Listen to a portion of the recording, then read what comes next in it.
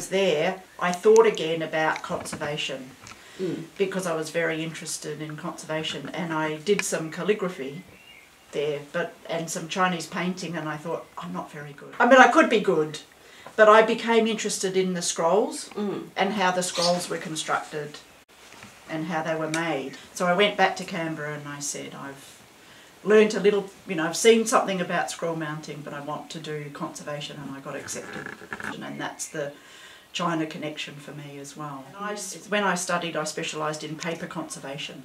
So everything that I do is paper-based. And I went to the Shanghai Museum, and I also visited a private museum as well, the Guangfu Museum. The Guangfu Museum started in late 1990s. Mr. Ma, he is a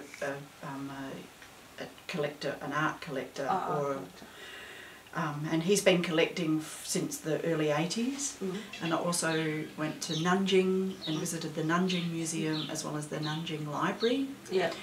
And then to Beijing, where I went to the National Library of China and the National Art Museum of China, and of course the Palace Museum. And to understand more about the day-to-day working life, because, and this was the point of my travel, was because China and New Zealand have closer and closer ties, especially with the trade agreement in place. Not just information, but skills as well. I mean, the conservation work in China is incredible. Of course, because there's such a rich history, and so the objects are unbelievable. To be looking at a bronze that's made in the 18th century BC is really, you cannot. It's an unbelievable experience, and people have really great training in China, and the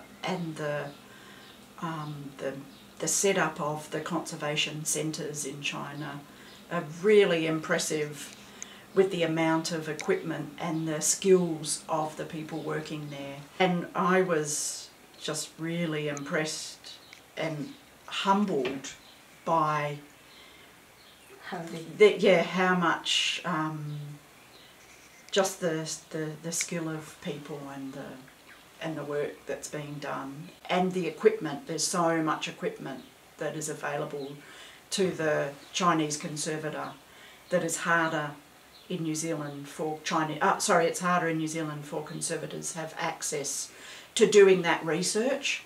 An institution did ask me about how they were wanting to set up a Western style conservation section, and they had everything. They had a room that was full of all this great equipment, but they didn't have the skill.